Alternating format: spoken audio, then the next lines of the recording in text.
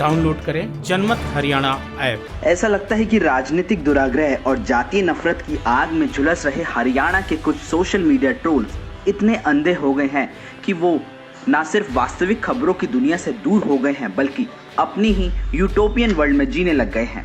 जिस चीज से सरकार को कोई वास्ता भी नहीं है उसे भी वो सरकार के साथ जोड़ देते हैं और उनके खिलाफ सोशल मीडिया पर आंदोलन चलाना शुरू कर देते हैं। लेकिन जब सच सामने आ जाता है तो वो चुपचाप कट लेते हैं और बार बार बेइज्जती कराने के बावजूद ये लोग अपनी हरकतों से बाज नहीं आते। लेकिन इस तरह की हरकतों से उन पत्रकारों का तो ज्यादा कुछ नुकसान नहीं होता, लेकिन उनकी मुहिम को आगे बढ़ाने में लगे कांग्रेस नेताओं को जरूर किरकिरी और बेइज्जती का सामना करना पड़ता है। जब सच सामने आने के बाद उन्हें अपने पोस्ट डिलीट करने पड़ते हैं। ऐसा ही एक मामला लोहारू के बहल में सामने आया है, जहां एक लड़की कुछ दिनों से घर से लापता थी। पिता ने उसकी थाने में अपहरण की एफआईआर दर्ज कराई। एफआईआर दर्ज कराने की देर थी कि सोशल मीडिया पर मनोहर लाल सरकार के खिलाफ इन लोगों ने छाती पीटनी शुरू कर दी। कांग्रेस की दिग्गज नेता किरण चौधरी भी कहां पीछे रहने वाली थी। जल्दबाजी में मुद्दे को भुनाने के चक्कर में सरकार को घेरना शुरू कर दिया। बिना किसी देरी के उन्होंने गुरुवार को ट्वीट भी कर दिया, जिसमें किरण चौधरी ने कहा कि हरियाणा अब अपराधियों की शरणस्थली बन गया है। बहु बेटियों का दिन दहाड़े अपहरण हो रहा है। सरकार जल्दी टीम गठित करे।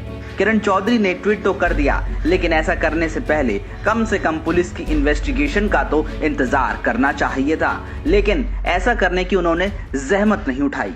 अब पुलिस की तहकीकात में ये सामने आ गया है कि लड़की अपनी मर्जी से जयपुर गई थी, उसका कोई अपहरण नहीं हुआ था। लड़की ने बकायदा मजिस्ट्रेट के सामने बयान भी दिया। इस पर किरण चौधरी क्या कहेंगी?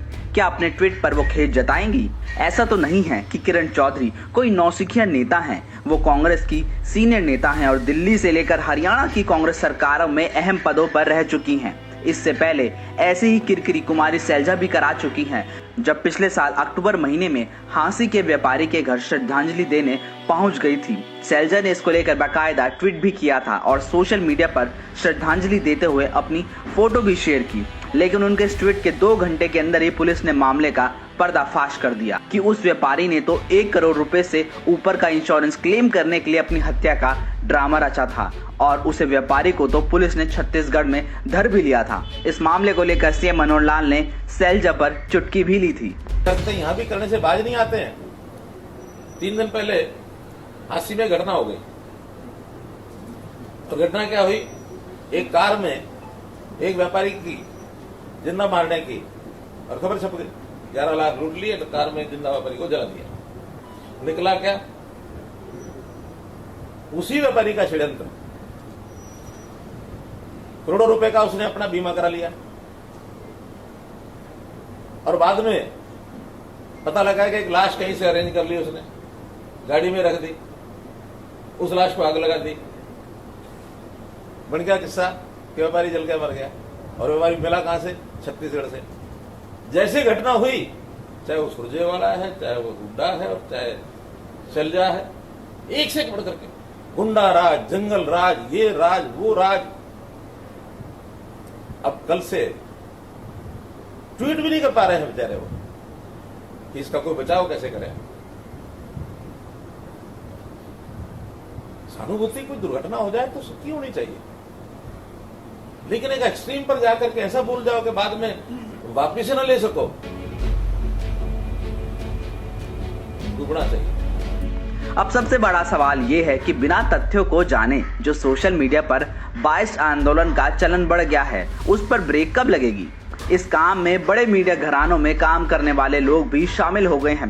सोशल मीडिया पर चलाई गई इस तरह की मुहिम निहायत ही घटिया और राजनीतिक दुराग्रह से प्रेरित होती है और सच सामने आने के बाद पत्रकारों और नेताओं को बेइज्जती भी खूब करवानी पड़ती है।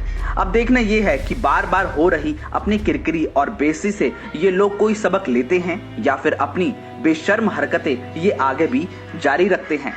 ब्यूरो रिपोर्ट, जनमत हरियाणा। राजनीति के आगे, राजनीति के पीछे, हर हलचल को जानने के लिए हमारे YouTube चैनल जनमत हरियाणा को लाइक करें, सब्सक्राइब करें और अपडेट रहने के लिए बेल आइकन दबाना ना भूलें। देखते रहें जनमत हरियाणा, सच के अलावा कुछ भी नहीं।